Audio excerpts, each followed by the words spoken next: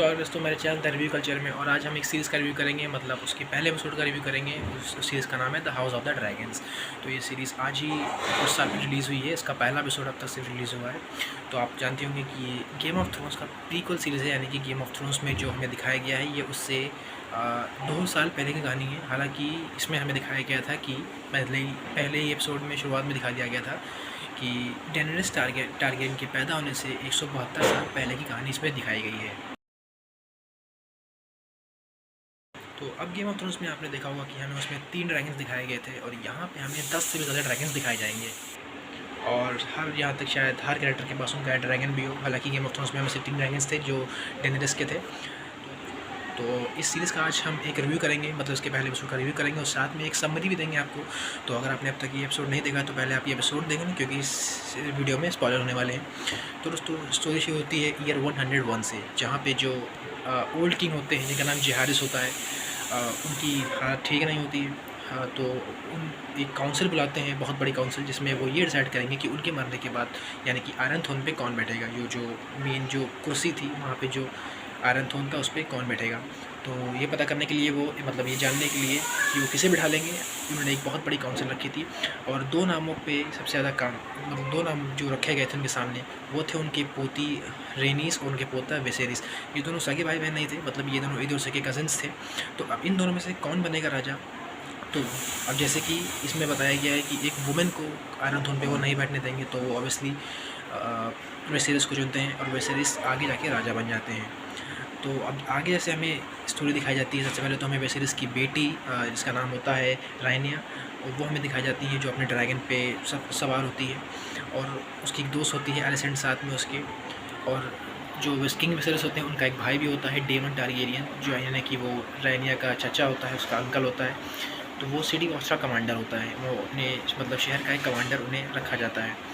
तो हमें दिखाया जाता है कि अब जो वेसेरिस हैं उनका कोई लड़का नहीं होता है, उनकी लड़की होती है रायनिया। तो जो उनकी वाइफ होती है वो प्रेग्नेंट होती हैं और इस बार वो सोच रहे होते हैं कि उन्हें इस बार एक लड़का हो जाए। उन्होंने एक बहुत बड़ा गेम भी ऑर्गेनाइज़ किया होता है कि उन्होंने सोचा कि हम जश्न मनाएंगे जब उनका लड़का पैदा होगा। तो उस जश्न पे एक बहुत बड़ा गेम उन्होंने ऑर्गेनाइज़ किया होता है। गेम में डेमन टारगेरियन भी खेल रहे होते हैं।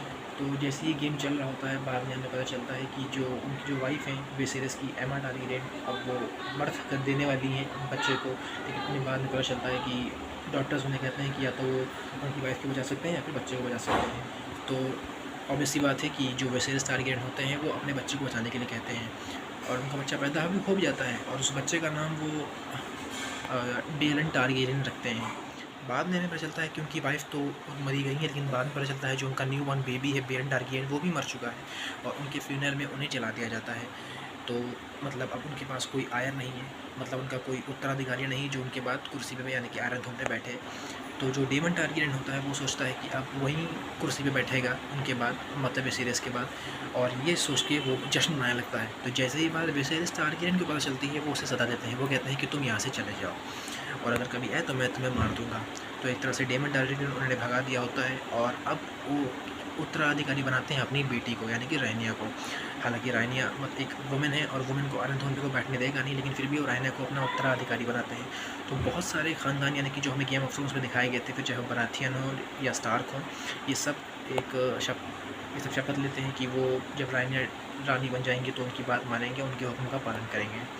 तो यहीं पे एपिसोड 1 ख़त्म हो जाता है। तो दोस्तों अगर बात करें एपिसोड 1 की, तो मुझे बहुत ज़्यादा पसंद आया है और गेम ऑफ थ्रोन्स के एपिसोड 1 से भी मुझे ये ज़्यादा पसंद आया है। अब इसके अगले एपिसोड में क्या दिखाते हैं वो हमें अगले एपिसोड में पता चलेगा। और मैं इस एपिसोड को दूँगा 10 में से 8 नंबर दूँगा, क्योंकि पहला एपिसोड देखा जाए तो स्टार्ट एक बहुत ही अच्छा स्टार्ट दिया गया है सीरीज़ को। ड्रैगन्स भी हमें दिखाए गए हैं और थोड़ा बहुत एक्शन भी इसमें हमें देखने को मिला है और वायलेंस भी इसमें बहुत है और अडल्ट सीन्स भी इसमें है। तो जो 18+ है ये तो आपको पता ही होगा, तो बच्चों को इतना नहीं दिखाएं। और बाकी आप मुझे बताएं, अगर आपने इसी पहला एपिसोड देख लिया तो आप इसे कितने नंबर देंगे। तब तक के लिए थैंक यू, बाय बाय।